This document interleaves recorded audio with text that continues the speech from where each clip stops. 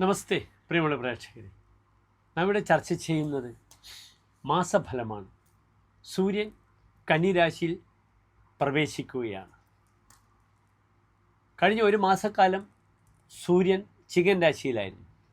32 ദിനങ്ങൾ, ഒരു മാസം അല്ലെങ്കിൽ 32 ദിനങ്ങളാണ് സൂര്യൻ ഒരു രാശിയിൽ ഉണ്ടാവുക. ചിങ്ങമാസക്കാലം സൂര്യൻ്റെ മൂലക്ഷേത്ര രാശിയാണ് ചിങ്ങം. ചിങ്ങൻ രാശി എന്നാൽ സൂര്യൻ്റെ മൂലക്ഷേത്ര രാശിയായിരുന്നു.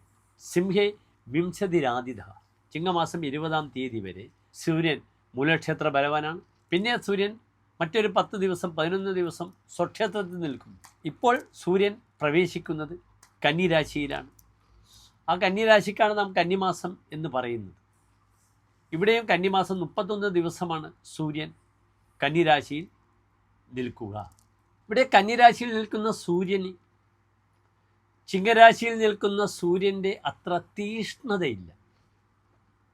കന്നി അറിവിൻ്റെ രാശിയാണ്. ചിങ്ങൻ രാശിയിൽ സൂര്യൻ ആ പ്രഭാവത്തോടുകൂടി നിൽക്കുന്നു. കന്നിരാശിയിൽ സൂര്യൻ വരുമ്പോൾ സൂര്യൻ്റെ സ്വഭാവത്തിൽ നിങ്ങൾക്ക് വ്യത്യാസങ്ങൾ കാണാം. നല്ല മയപ്പെടുത്തുന്ന ഒരു സ്വഭാവം സൂര്യൻ പ്രകടിപ്പിക്കും. ആശ്രയഫലം പറയുമ്പോൾ തന്നെ നിങ്ങൾക്കത് മനസ്സിലാകും. കന്യാസ്ഥേ ലിപിലേഖ്യ കാവ്യ ഗണിത ജ്ഞാനാന്യുത സ്ത്രീവപുഹ എന്നാണ് ഫലം പറഞ്ഞിരിക്കുന്നത്.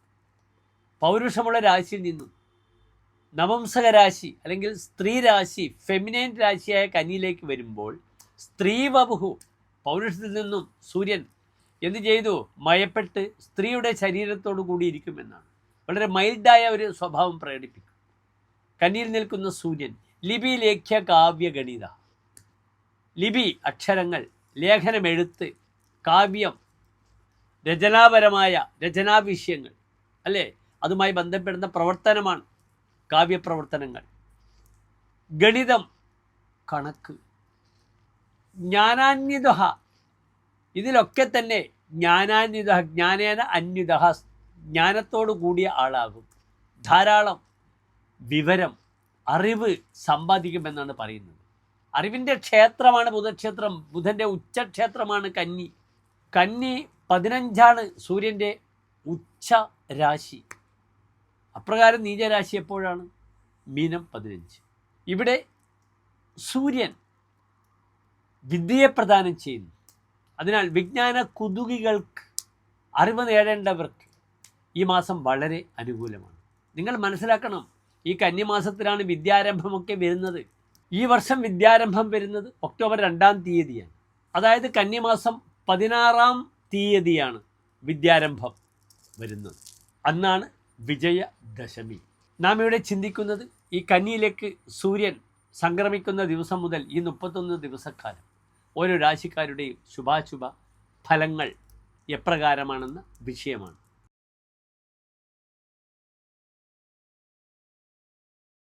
കുംഭൻ രാശി എന്നാൽ അവിട്ട നക്ഷത്രത്തിൻ്റെ അവസാനത്തെ 30 നാഴിക, ചതയം പുരുരുട്ടാതി നക്ഷത്രത്തിൻ്റെ ആദ്യത്തെ 35 നാഴിക വരുന്ന 2.25 നക്ഷത്ര സമൂഹം. ഇവിടെ കുംഭൻ രാശിക്കാർക്ക് സൂര്യൻ നിൽക്കുന്നത് അങ്ങേയറ്റം ദുർബലമായി 8-ാം ഭാവത്തിലാണ്. കുംഭൻ രാശിക്കാർ വളരെയധികം ജാഗ്രത പാലിക്കണം. അവരുടെ 7-ാം ഭാവം യാത്ര മുടക്കം വരും, ധനം നഷ്ടപ്പെടും, യാത്രയിൽ ചതിവ് വരും, വിവാഹബന്ധങ്ങൾക്ക് ബുദ്ധിമുട്ടുകൾ വരാം, ശൈഥില്യം വരാം, കോടതിയിൽ പോകേണ്ടുന്ന അവസ്ഥ വരും.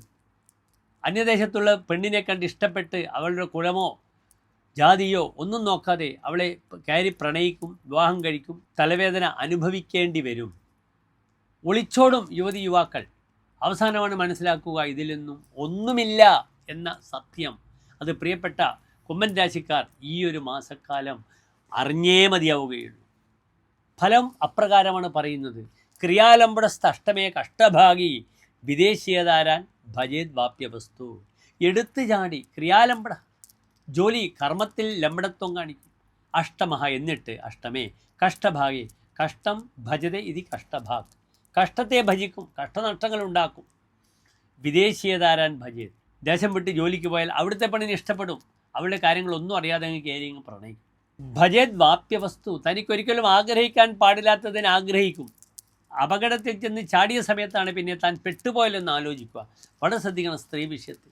വസുക്ഷീണത ദസ്യുതവ വിലംബത്, തൻ്റെ കാലതാമസം കാരണം തൻ്റെ പല കാശും സർക്കാർ കൊണ്ടുപോകും. അതിനാൽ തന്നെ ടാക്സ് അതിൻ്റെ ഫോർമാലിറ്റികളൊക്കെ ചെയ്തില്ലെങ്കിൽ, GST ചെയ്തില്ലെങ്കിൽ വലിയ ധനനഷ്ടം സംഭവിക്കും. ദസ്യുത, കള്ളന്മാർ തൻ്റെ ധനം കൊണ്ടുപോകും. തന്നെ ആശ്രയിക്കുന്ന തൊഴിലാളികൾ തൻ്റെ ധനം കൊണ്ടുപോകും. തന്നെ ചതിക്കും, പറ്റിക്കും, വഞ്ചിക്കും.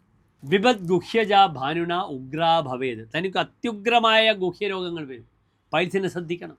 പിസ്തുല, പൈൽസ് മുതലായ രോഗങ്ങളെ ശ്രദ്ധിക്കണം. ഭക്ഷണ കാര്യത്തിൽ നിയന്ത്രണം പാലിക്കണം. കൊളസ്ട്രോൾ വന്ന് ഹൃദയ സംബന്ധമായ ബുദ്ധിമുട്ടുകളുണ്ടാകും. കാരണം കുംഭൻ രാശിക്കാർക്ക് 2 പര്യായമാണ് ഹോരാചാര്യർ പറഞ്ഞത്. ബധിരഹ, ഒന്ന് കേൾവിയെ ബാധിക്കും, മറ്റൊരു ഫലം പറഞ്ഞിരിക്കുന്നത് ഹൃദ്രോഗം, ഹൃദയത്തിന് രോഗം. അതിൻ്റെ തുടക്കമാണ് കൊളസ്ട്രോൾ. അതിനെ ശാരീരിക വിഷയത്തിൽ ഹൃദയത്തിനെ വളരെയധികം ശ്രദ്ധിക്കുക. ഇനി അടുത്തൊരു വിഷയം, വരാഹമിഹിരാചാര്യൻ പറഞ്ഞിരിക്കുന്ന ഫലം എന്താണ്? സ്വൽപാത്മജോ നിധനകെ വികലേക്ഷണ, തനിക്ക് സന്താനങ്ങൾ അല്പമാകും. അതിനാൽ സന്താന വിഷയത്തിൽ വളരെയധികം ശ്രദ്ധ പുലർത്തണം. അവർക്ക് രോഗാദി അരിഷ്ടതകൾ വരാൻ പാടില്ല. വികലേക്ഷണ, നോട്ടത്തിന് വൈകല്യം വരും. തൻ്റെ കണ്ണുകൾക്കുണ്ടാകുന്ന ബുദ്ധിമുട്ട്. 2ാം ഭാവം തൻ്റെ കണ്ണുകളാണ്. അവിടെ അഷ്ടമത്തിൽ നിൽക്കുന്ന സൂര്യൻ നോക്കുമ്പോൾ കണ്ണുകൾക്ക് ബുദ്ധിമുട്ട് വരും. ഇവിടെ ഭാര്യാഭർത്താക്കന്മാർ എന്ത് ചെയ്യണം?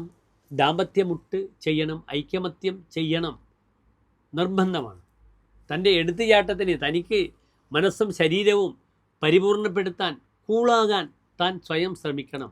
അതിന് ജ്യോതിഷിയോ മന്ത്രവാദിയുടെയോ ആവശ്യമില്ല. ഉദ്ധരേത് ആത്മാനം, താൻ തന്നെ തൻ്റെ ദോഷത്തിന് കണ്ടുപിടിച്ച് പരിഹാരങ്ങൾ കാണുന്നതാണ് അത്യുത്തമമെന്ന് അറിയുക.